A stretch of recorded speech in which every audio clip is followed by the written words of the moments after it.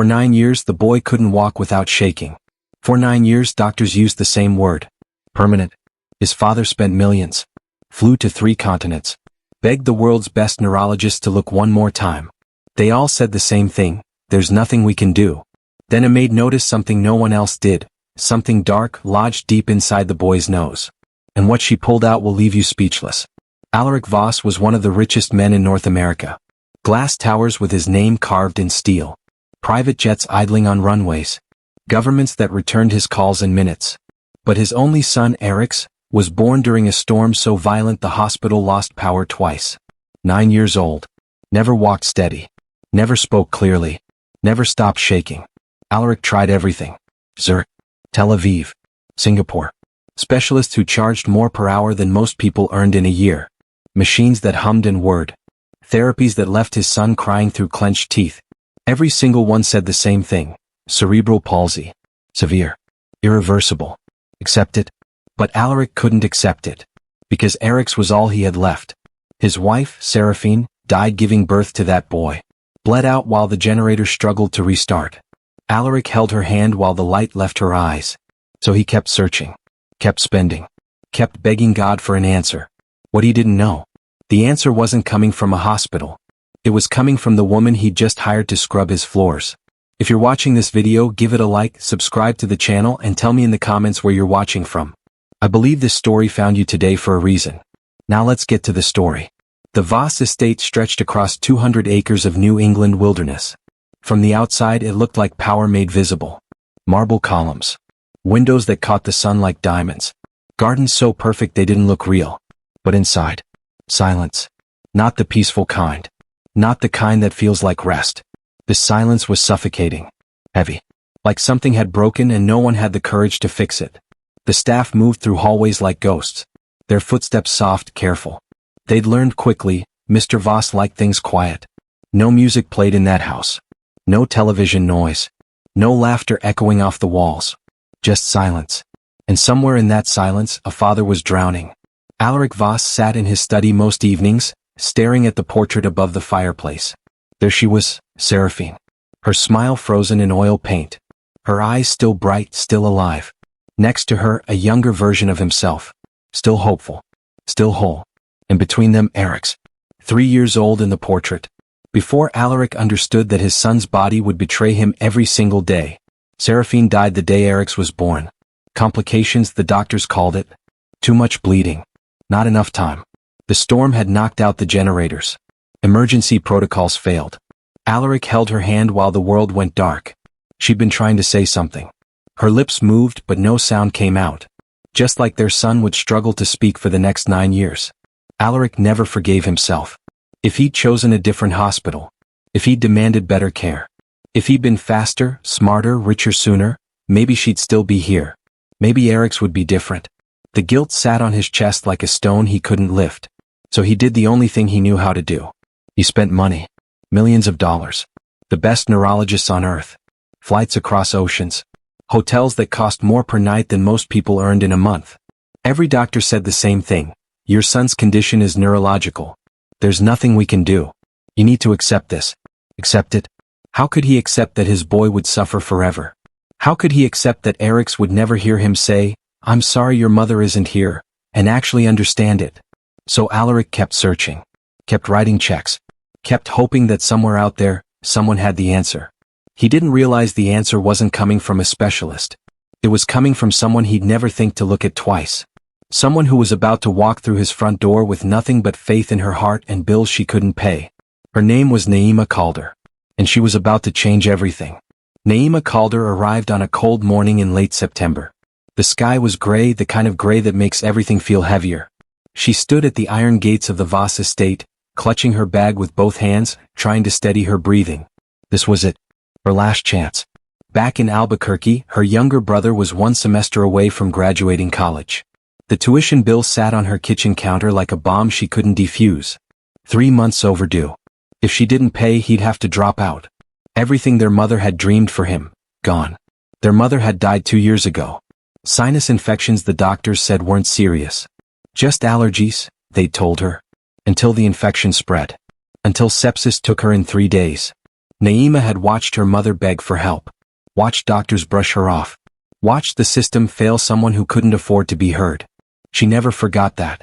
So when the Voss estate posted a job, live-in maid, good pay, immediate start, Naima didn't hesitate. She didn't care about the mansion, didn't care about the billionaire family. She just needed the paycheck. The head steward, a stern woman named Mrs. Calloway, met her at the door. Sharp eyes, sharper voice. "You're Naima." "Yes, ma'am." "You'll clean. You'll stay quiet. You'll keep to yourself." Mr. Voss doesn't like disruptions, especially around his son. Naima nodded. "I understand." "Do you?" "Because the last girl didn't. She tried to get too involved with the boy. She's gone now." Naima's stomach tightened. "I won't cause any trouble." Mrs. Calloway studied her for a long moment, then stepped aside. "Good. Because in this house, silence isn't optional.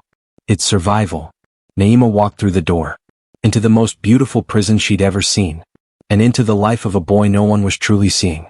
The first time Alaric Voss realized money couldn't buy everything, his son was 3 years old. Eric's had been crying for 2 hours straight. Not the normal crying of a toddler. This was different. Desperate. His tiny body locked in spasms he couldn't control.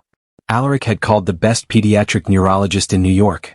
The man arrived by helicopter, examined Eric's for 15 minutes, then delivered his verdict with the cold precision of an accountant reading quarterly earnings. "Mr. Voss, your son has severe cerebral palsy. The damage is permanent. We can manage symptoms, but we cannot cure this." Alaric wrote a check for $50,000 that day. It changed nothing. Over the next 6 years, Alaric took Eric's everywhere. Zurich first, a clinic that promised revolutionary stem cell treatments. They flew in on a private jet, stayed in a suite overlooking the Alps. Eric spent 3 weeks strapped to machines that hummed and beeped while doctors in white coats spoke in German he couldn't understand. They poked him with needles, drew blood, injected substances that made his muscles burn. At night, Eric's cried into his pillow so his father wouldn't hear. The lead physician presented his findings in a conference room with floor-to-ceiling windows. Alaric sat across from him, hands folded, waiting for hope. "We've seen marginal improvement in motor response. But I must be honest, Mr. Voss. The prognosis remains unchanged. This is the best possible outcome." Best possible outcome. The words tasted like ash. Alaric paid $400,000 for marginal improvement. Tel Aviv came next. A specialist who'd published papers on neuroplasticity. A woman with credentials from 3 Ivy League universities and a waiting list 2 years long. Alaric got an appointment in 3 days. Money opened every door, except the one that mattered. Eric's was 6 years old by then. Old enough to understand that he was different. Old enough to see the way other children ran and played while he struggled to sit upright without trembling. The specialist in Tel Aviv was kinder than the others. She smiled at Eric's, spoke to him instead of around him.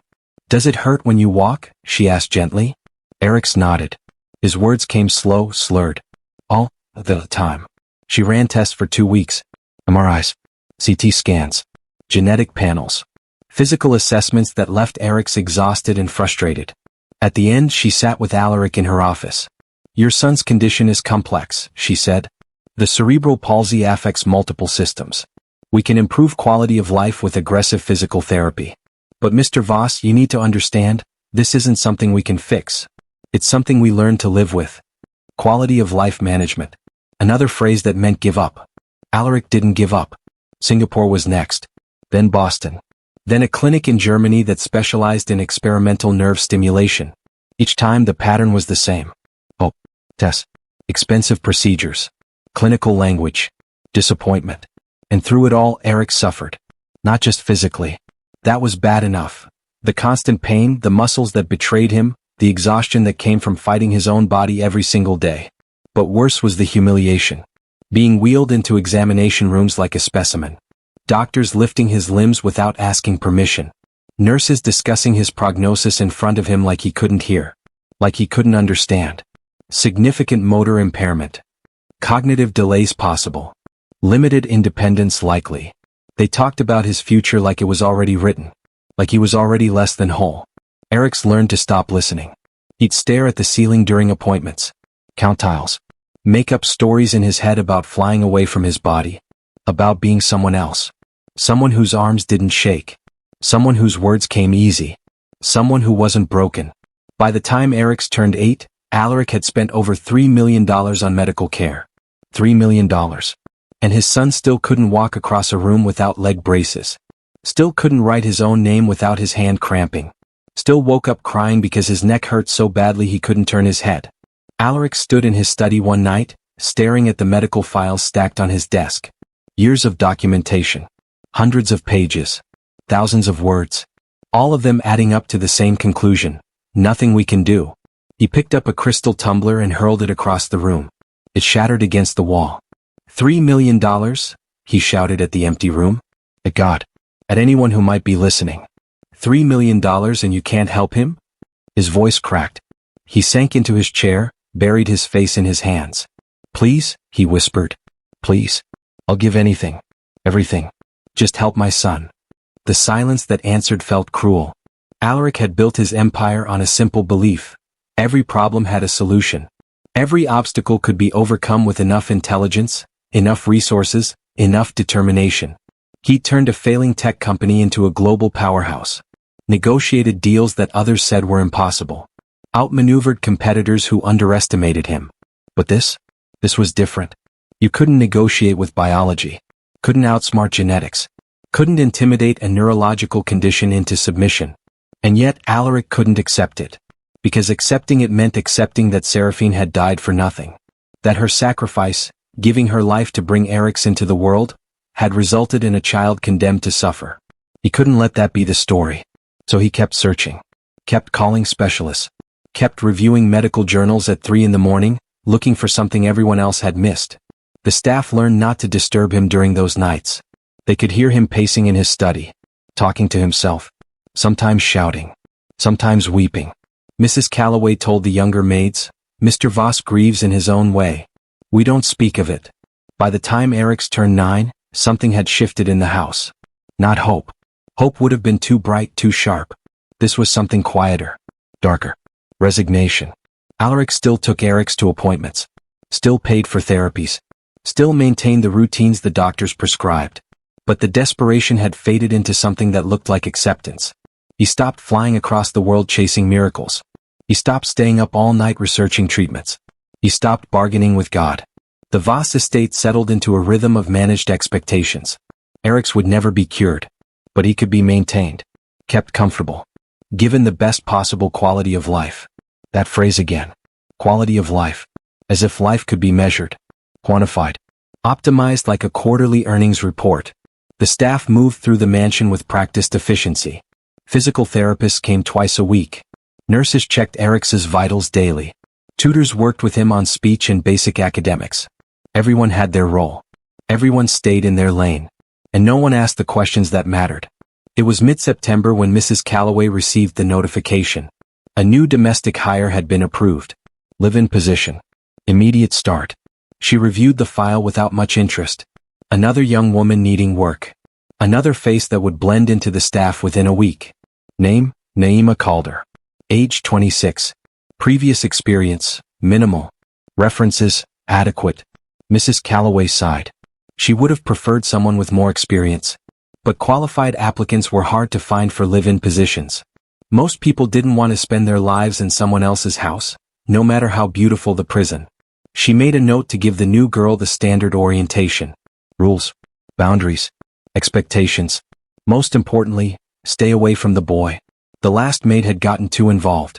Started asking questions about Eric's treatment. Suggesting ideas to Mr. Voss. Overstepping. She'd been dismissed within a month. Mrs. Calloway had no patience for staff who couldn't follow simple instructions. This house ran on order. On silence. On everyone knowing their place. The new girl would learn. Or she wouldn't last. Naima Calder arrived on a Thursday morning. Mrs. Calloway met her at the service entrance. Assessed her with a glance. Young. Nervous. Desperate for the job. Good. Desperate meant compliant. You're Naima. Yes, ma'am. You'll clean. You'll stay quiet. You'll keep to yourself. Mr. Voss doesn't like disruptions. Especially around his son. The girl nodded quickly. I understand. Do you? Because the last girl didn't. She tried to get too involved with the boy. She's gone now. Mrs. Calloway watched Naima's reaction carefully. Fear. Uncertainty. But also something else.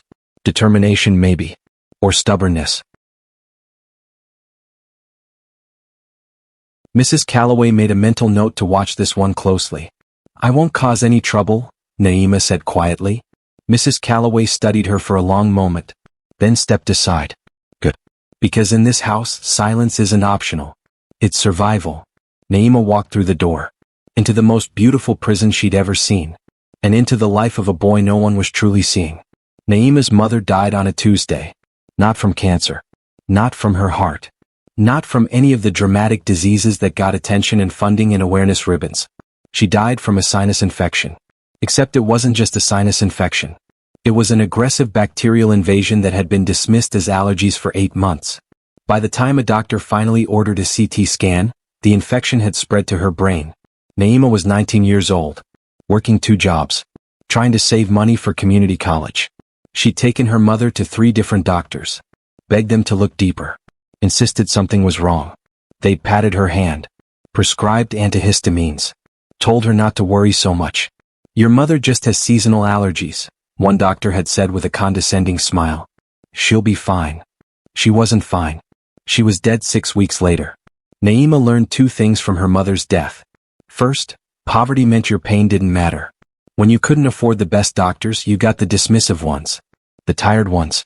The ones who looked at your insurance card before they looked at your symptoms. Second, credentials didn't equal competence. And expensive didn't mean effective. The doctors who'd missed her mother's infection had degrees from prestigious universities, framed certificates on their walls, years of experience. They'd still let her die. So when Mrs. Calloway warned Naima about staying away from Eric's Voss, about not interfering with his medical care, about remembering her place, Naima nodded politely. But inside something else stirred. She'd seen what happened when no one paid attention. When pain got dismissed. When suffering became routine. The rules of the Voss estate were simple. Stay invisible. Stay quiet. Don't ask questions. Mrs. Calloway outlined them during Naima's first morning. They stood in the service hallway, away from the main rooms where sunlight poured through crystal windows. "You'll clean the east wing," Mrs. Calloway said. "Master Eric's quarters are included. You'll do your work quickly and quietly. You will not speak to him unless he speaks to you first. You will not ask him questions about his condition. You will not offer opinions about his care." Naima folded her hands. "Yes, ma'am." The medical staff handles all aspects of Master Eric's health. The physical therapists, the nurses, the doctors, they know what they're doing. You're here to clean. Nothing more. "I understand." Mrs. Calloway's eyes narrowed. The last girl said she understood too.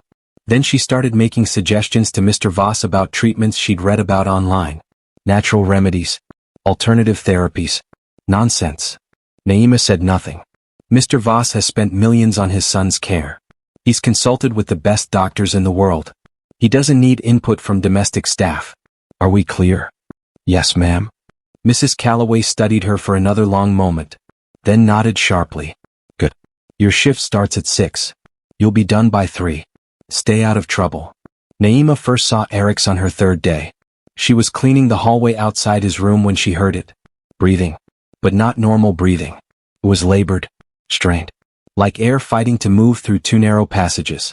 She paused, dust cloth in hand. The door to his room was slightly open. Through the gap, she could see him sitting in a specialized chair, working with a physical therapist. The therapist was guiding his arm through range of motion exercises. "Good, Eric's. Hold it there. 3 more seconds." His arm trembled violently. Naima watched his face, saw the concentration, the effort, the pain he was trying to hide. But what caught her attention wasn't the tremor. It was his breathing. Mouth open, gasping slightly. His nose looked swollen and inflamed. The therapist didn't seem to notice. She was focused on his arm, on the exercise protocol, on the chart she'd fill out after the session. Naima moved on before anyone saw her watching. But she couldn't stop thinking about that breathing. The next day she was assigned to clean Eric's room while he was in tutoring. She worked quickly, efficiently. Dusted the shelves. Vacuumed the carpet. Changed the linens on his specialized bed. On his desk, she noticed a scattered collection of pencils. Colored ones. He'd been drawing something, crude sketches of birds mostly. The lines were shaky, uneven. One pencil had rolled onto the floor. Naima picked it up. Set it back on the desk. Then she heard wheels on hardwood. She turned. Eric's was being wheeled back into his room by a nurse. The tutoring session must have ended early. The nurse didn't acknowledge Naima. Just positioned Eric's wheelchair near the window and left. Naima gathered her cleaning supplies. "Thank you," a voice said. She looked up. Eric's was watching her. His speech was slow, slurred, but deliberate. "For the pencil. I drop things. A lot." Naima smiled. "It happens. Not to most people. Just to me." There was no self-pity in his voice. Just observation. "Fact. You like drawing?" Naima asked. He nodded. His head movement was jerky, uncontrolled. "Birds? Because they can fly." Something in Naima's chest tightened. She'd been told not to engage. Not to ask questions. To treat him like furniture. But looking at this 9-year-old boy, this child who drew birds because they represented freedom he'd never have, she couldn't stay silent. "They're good drawings," she said softly. His face lit up. "Just a little. Just enough." "Really? Really?" He smiled. It was a small moment. Barely 30 seconds. But it changed everything. After that, Naima started paying attention. Not obviously. She followed the rules. Stayed quiet. Kept to her cleaning schedule. But she watched. And she noticed things. Eric's spasms were worse in the mornings. He struggled more with physical therapy before lunch than after dinner. His breathing was always labored. Always through his mouth. At night, she could hear him from the hallway. The wet, congested sounds of someone fighting for air. She mentioned it once to one of the nurses. "His breathing sounds really difficult at night." The nurse barely looked up from her chart. "He has cerebral palsy. Muscle control issues. It's normal." "But shouldn't someone?" "We monitor his oxygen levels. They're adequate. If you have concerns about his medical care, you can speak to Mrs. Calloway." The message was clear. Stay in your lane. Naima didn't bring it up again. But she kept watching. 2 weeks into her job, Naima was cleaning Eric's bathroom when she noticed the humidifier. It was running constantly.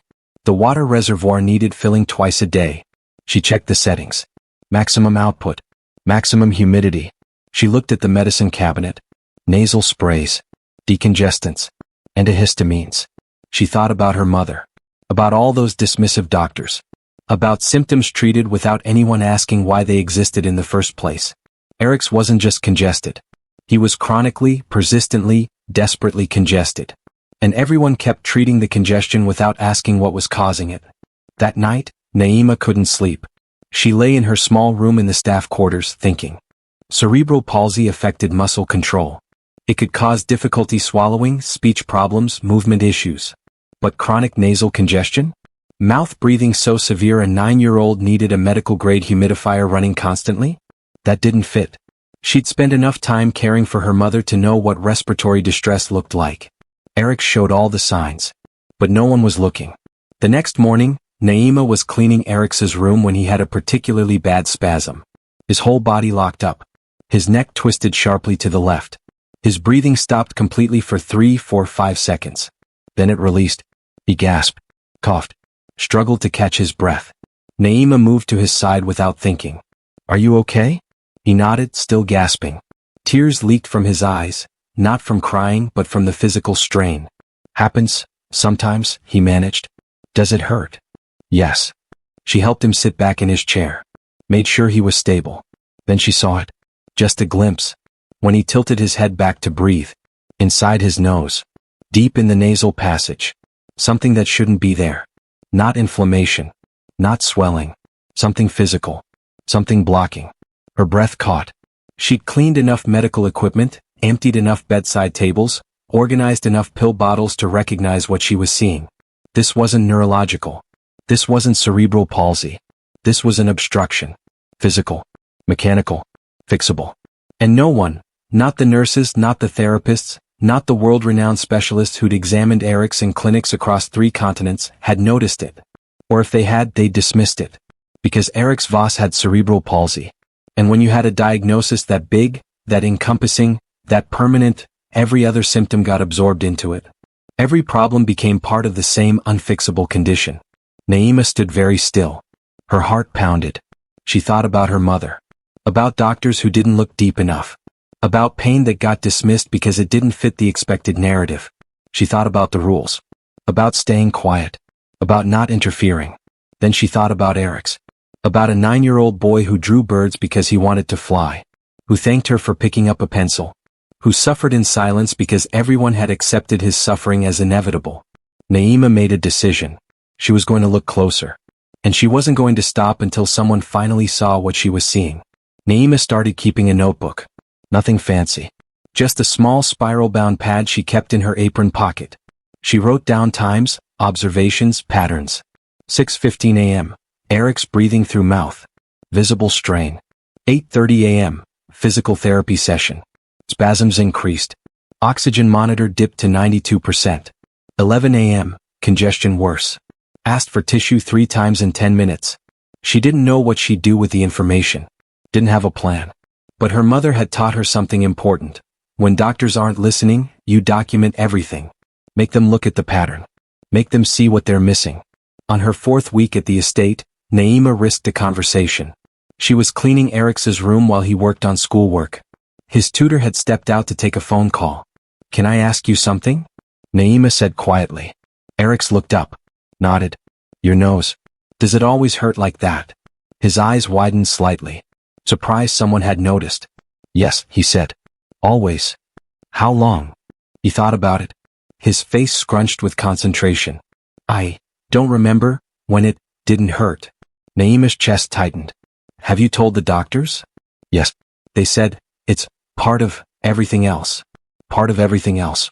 Translation. Part of the cerebral palsy. Part of the unfixable condition. Part of what they'd learned to accept. "Does it hurt more when you try to breathe through your nose?" "I can't breathe through my nose." "Not really? Ever?" "No." Naima stood very still. A 9-year-old child who'd never been able to breathe through his nose. And no one had investigated why. That afternoon, Naima approached one of the day nurses. A woman in her 50s named Patricia who'd worked for the Voss family for 3 years. "Can I ask you something about Eric's?"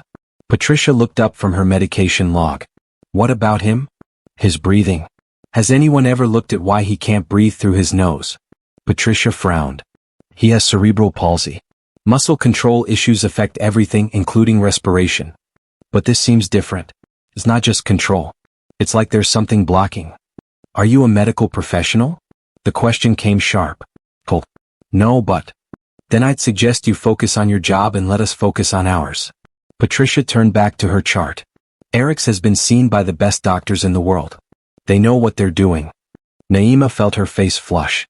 "I just thought. Mr. Voss doesn't pay you to think about his son's medical care.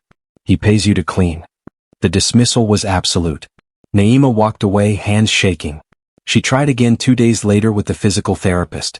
"I've noticed Eric's spasms get worse when his breathing is more labored. Have you noticed that pattern?" The therapist, a young man named David, looked thoughtful. "Muscle tension can definitely be affected by oxygen levels. We monitor that." "Right, but what if the oxygen issue isn't just from the cerebral palsy? What if there's something else?" David's expression shifted. Became guarded. "What are you suggesting?" "I'm not suggesting anything. I'm just asking if anyone's looked at his nasal passages." "Really looked?" "He's had multiple ENT consultations. And they found chronic inflammation consistent with his condition. But did they look for obstructions? Physical blockages?" David set down his resistance bands. "I'm going to be honest with you. I don't know who you are or what your background is, but questioning the medical team isn't appropriate. These doctors have decades of experience. If there was something to find, they would have found it." Another wall. Another dismissal. Naima felt the familiar frustration building. The same helplessness she'd felt watching doctors wave away her mother's symptoms. The difference was she couldn't walk away from this. Not yet. That night, Naima knelt beside her bed and prayed. She hadn't prayed much since her mother died. Hadn't seen the point. God had taken the only person who'd ever loved her, and no amount of begging had changed that. But tonight she needed guidance. "I don't know what to do," she whispered into the darkness. "I see something. I know I see something. But no one will listen." She thought about the rules. About staying quiet. About keeping her job. She needed this job. The pay was better than anything she'd had before. Room and board included. Benefits. Stability. If she pushed too hard, Mrs. Calloway would fire her. Just like the last girl. And then what? Back to working 2 jobs? Back to barely scraping by? But what if I'm right? She whispered. What if he's suffering because everyone's too important to listen? Her mother's face came to mind. The way she'd looked in those final weeks. Confused. In pain. Betrayed by a system that should have protected her. Naima wiped her eyes. She knew what her mother would say. Do what's right. Even when it's hard. Even when it costs you. The next morning, Naima learned that Alaric Voss had left the country. Business in Tokyo, Mrs. Calloway announced to the staff. He'll be gone for 2 weeks. In his absence, I expect absolute adherence to protocol. No disruptions. No deviations. She looked directly at Naima when she said it. 2 weeks. Eric's would be alone with staff who'd already dismissed every concern Naima raised. With nurses who saw him as a chart to update. With therapists following protocols that didn't account for what she'd observed. And if something happened, if the obstruction she'd glimpsed got worse, shifted, blocked his airway completely, there'd be no one to make quick decisions. No one with authority. No one who'd listen. Naima felt fear settle in her stomach like a stone. She tried once more. Waited until Mrs. Calloway was in her office. Knocked softly. Yes. Naima stepped inside. Ma'am, I know this isn't my place, but I'm worried about Eric's. Mrs. Calloway didn't look up from her paperwork. Worried how? His breathing. It's getting worse. I think there might be something. The medical staff is monitoring his condition. I know, but what if they're missing something? What if there's an obstruction that? Now Mrs. Calloway looked up. Her expression was ice. Miss Calder. I'm going to say this once. Mr. Voss has invested millions in his son's care. He has hired the absolute best medical professionals in the world. They have run every test, tried every treatment, consulted with every specialist. Do you honestly believe you, a cleaning woman with no medical training, have noticed something they all missed? Put like that, it sounded absurd. Naima felt small. Stupid. I just thought. You thought wrong. And if you continue to overstep, you'll be dismissed. Am I clear? Naima's throat felt tight. Yes, ma'am. She turned to leave. Miss Calder? Naima stopped. Your job is to clean. To follow instructions. To stay invisible. If you can't do that, there are hundreds of other women who can.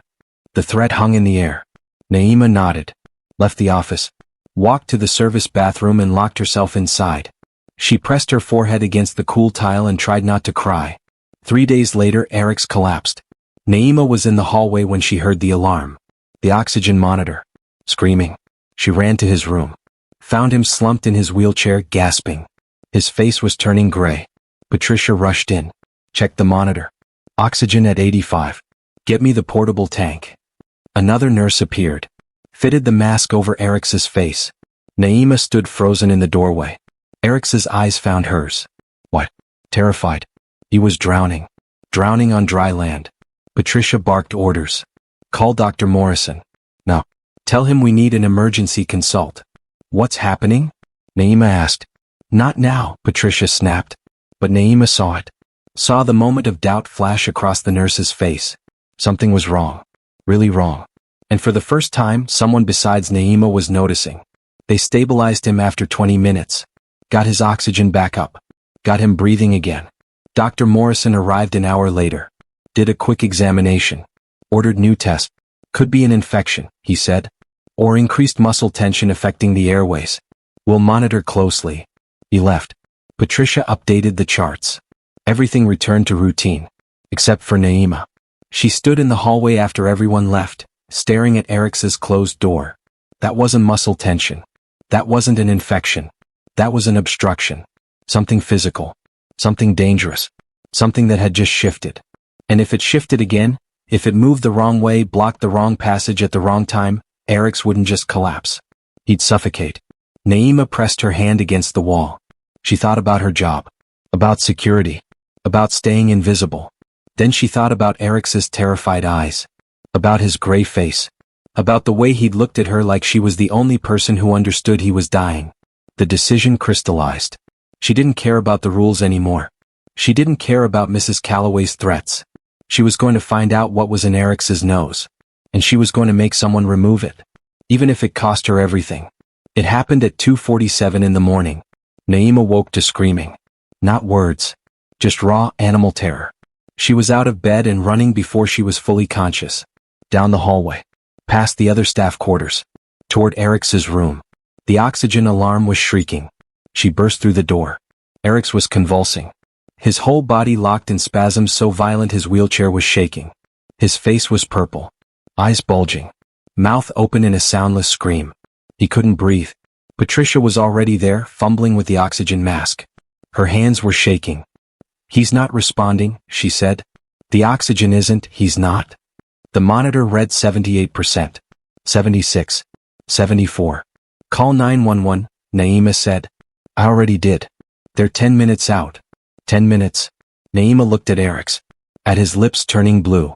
At his body fighting for air that wouldn't come. 10 minutes was too long. She moved without thinking. Pushed Patricia aside. Grabbed Eric's face in her hands. "What are you doing?" Patricia shouted. Naima ignored her. She tilted Eric's head back. Looked into his nose. There. Deep in the right nasal passage. The obstruction.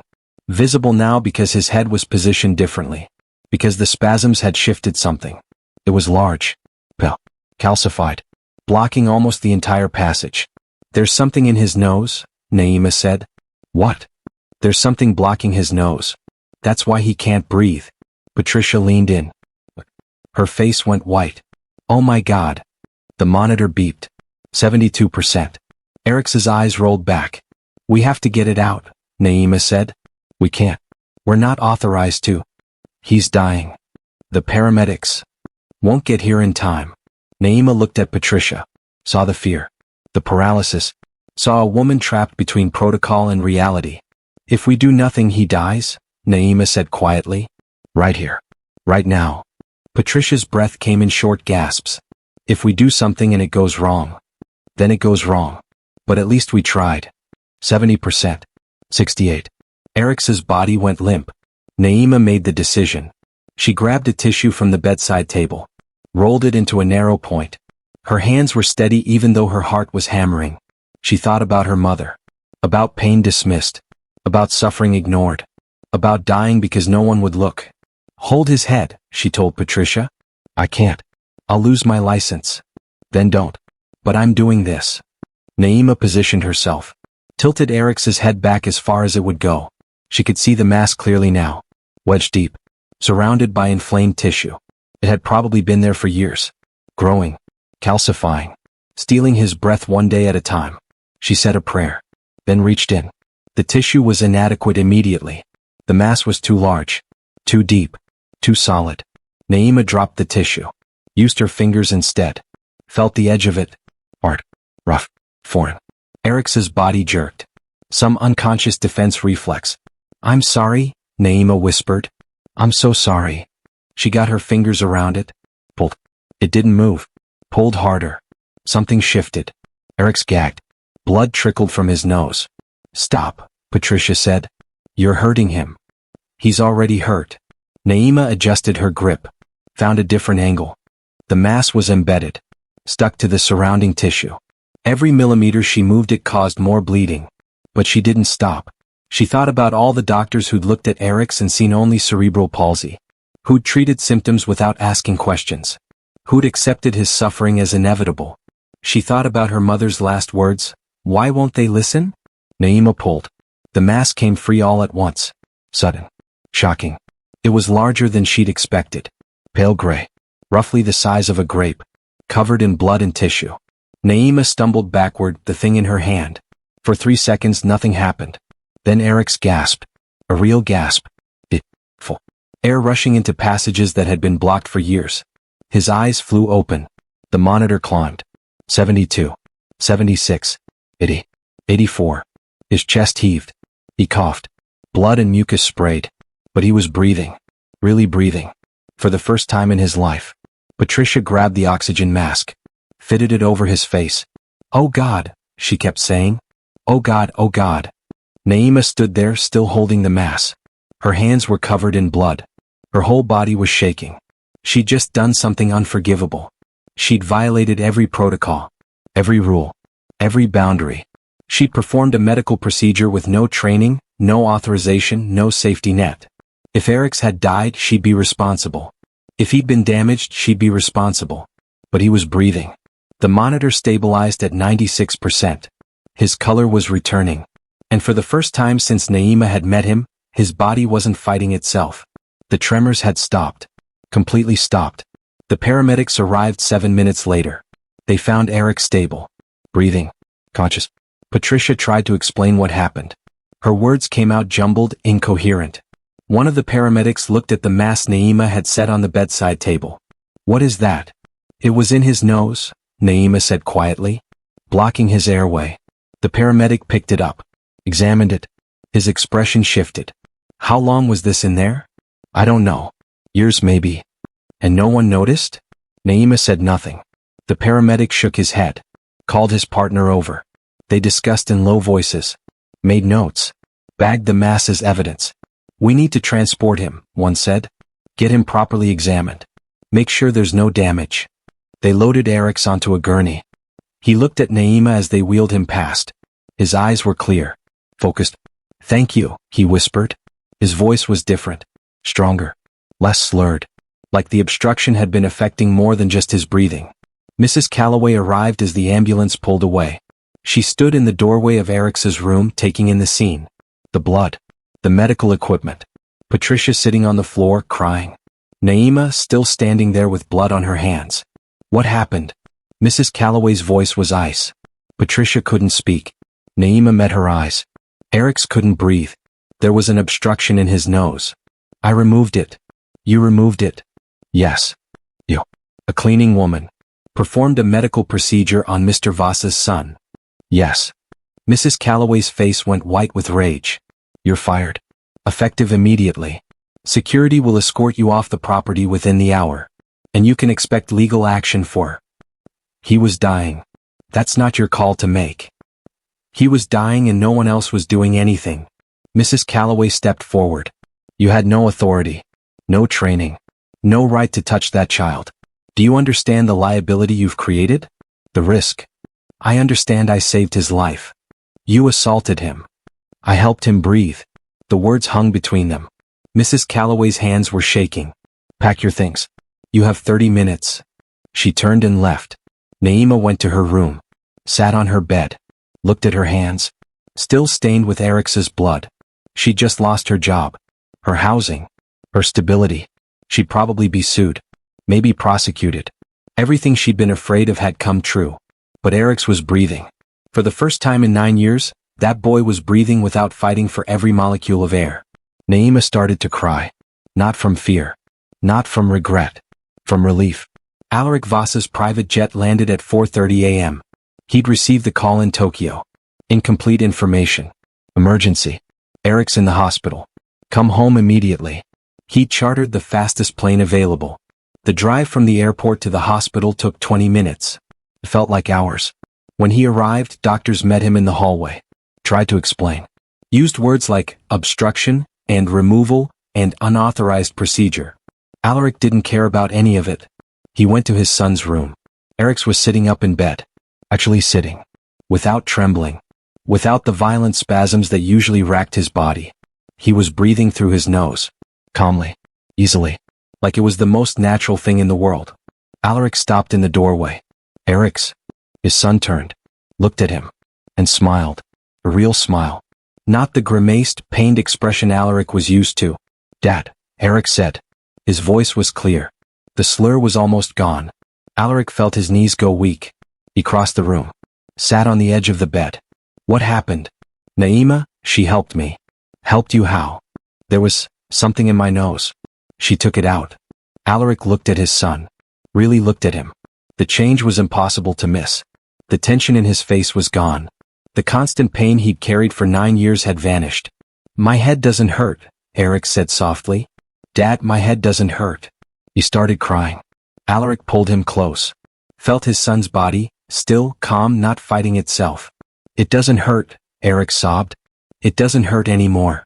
And Alaric Voss, who'd spent $3 million in 9 years searching for a miracle, realized it had been delivered by a cleaning woman no one would listen to.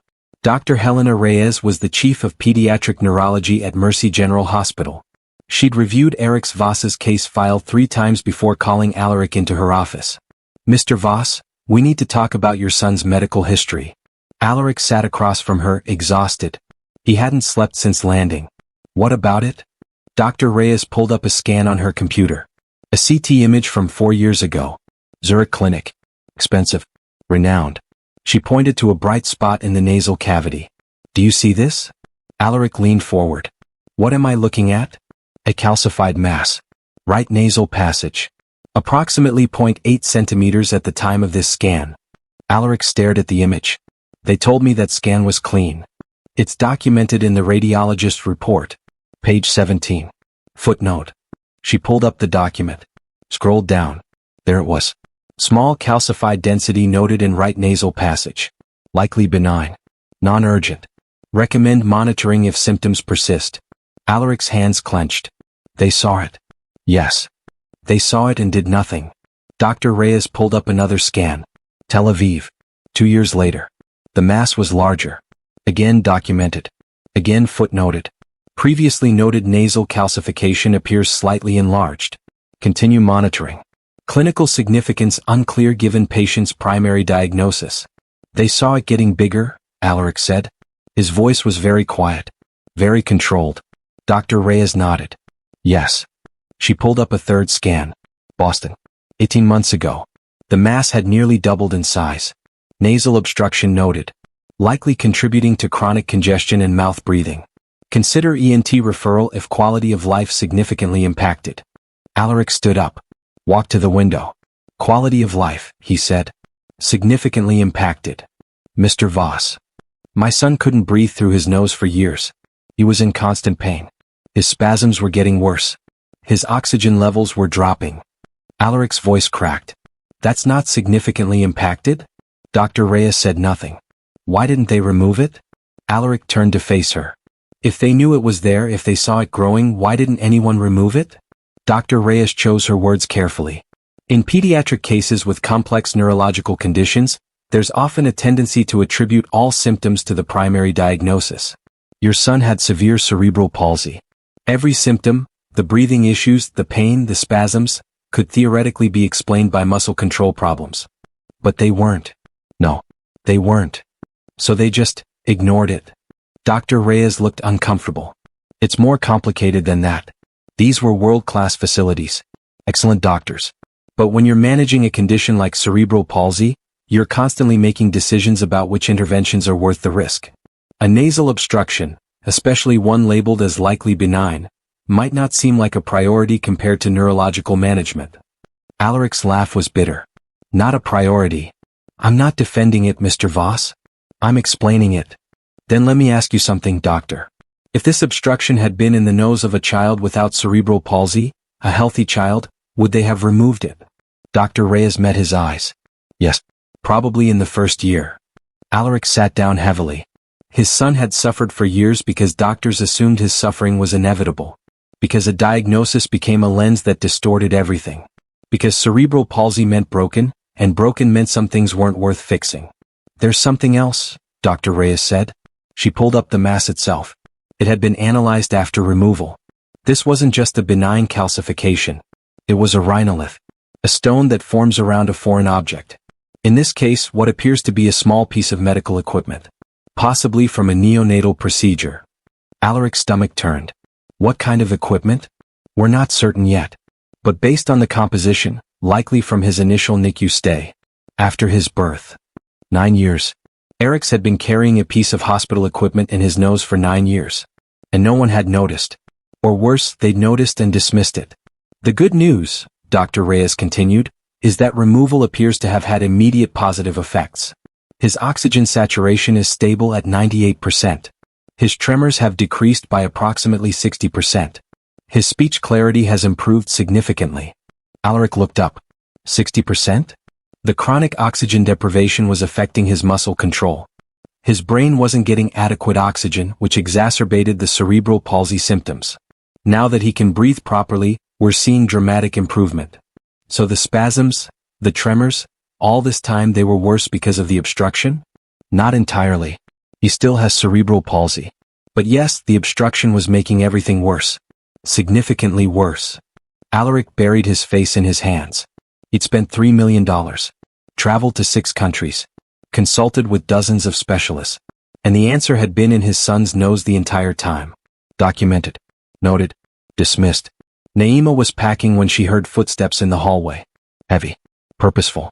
Security probably. Coming to escort her out. She'd already decided not to resist. Wouldn't make a scene. She'd just go quietly. Maybe get a lawyer if she could afford one. The door opened. Alaric Voss stood there. Naima's hands stilled on her suitcase. Mr. Voss. He didn't speak for a long moment. Just looked at her. She couldn't read his expression. Then he stepped into the room. And dropped to his knees. Naima's breath caught. Alaric Voss. Billionaire. One of the most powerful men in the country. On his knees in front of a cleaning woman. I owe you an apology, he said. His voice was raw. Mr. Voss, you don't have to. I do. He looked up at her. His eyes were red. They knew.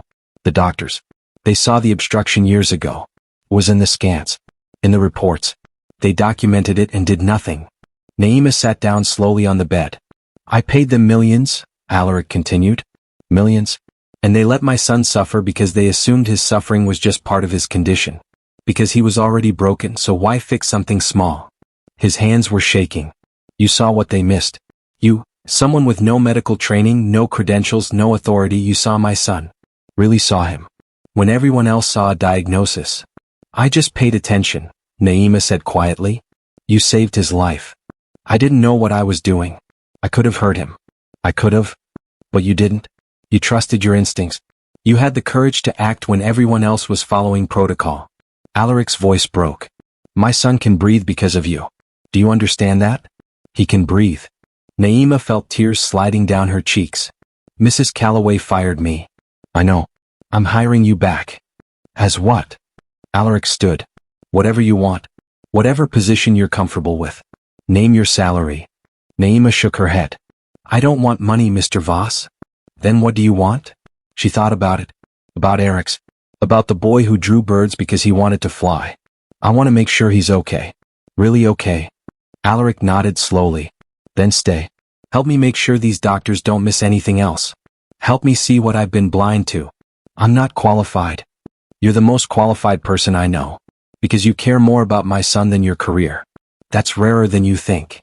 3 weeks later, Eric's took his first unaided steps. Not many. Just 5. From his wheelchair to the window. But he did it. Without braces. Without trembling. Without collapsing.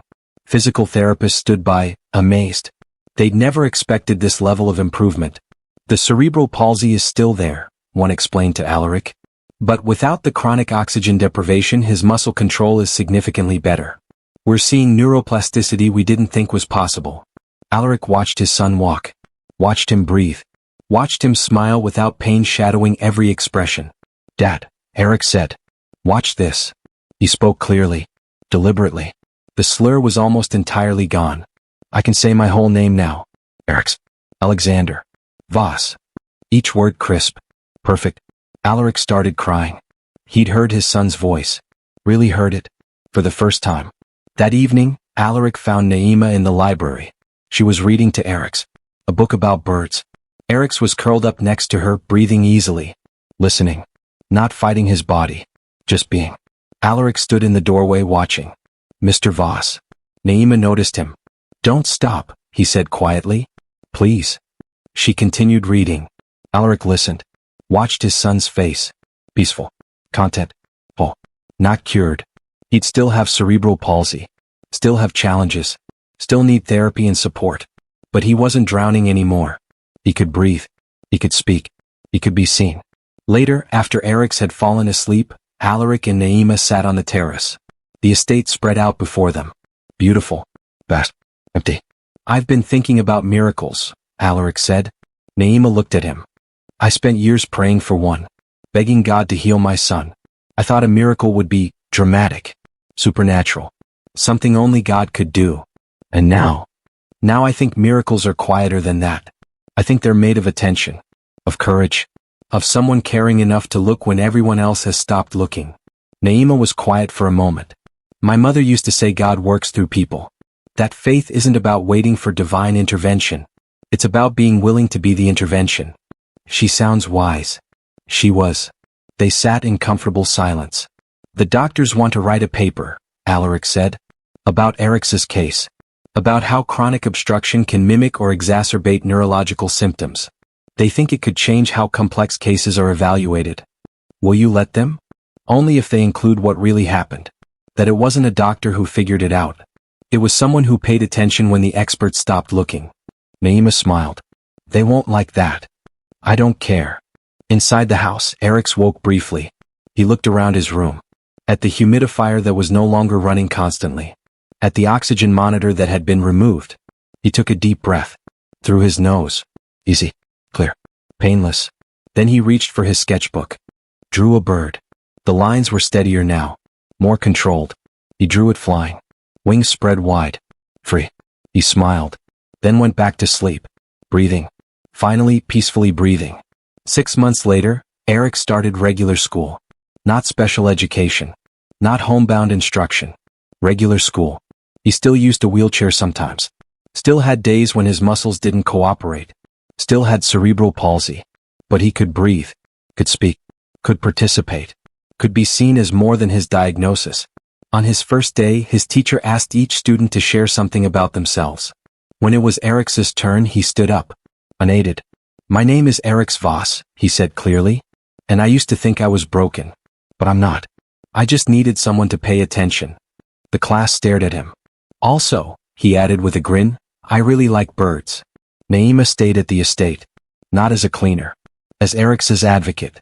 His friend. The person who made sure doctors listened. Who asked the questions others dismissed. Who saw him as a whole person, not just a case file. Alaric gave her a different title. Director of Patient Advocacy. She was the first employee in a new foundation he created. One dedicated to ensuring children with complex conditions received holistic care. Care that looked at the whole child. Not just the diagnosis. On quiet evenings, Naima still prayed. But now she thanked God. Not for making Eric's cerebral palsy disappear. But for giving her the courage to pay attention when everyone else had stopped. For teaching her that sometimes miracles aren't about divine power. They're about human compassion. And sometimes the most profound healing comes not from expensive treatments or renowned specialists, but from someone caring enough to truly see, to listen, to act, even when it costs everything, especially then.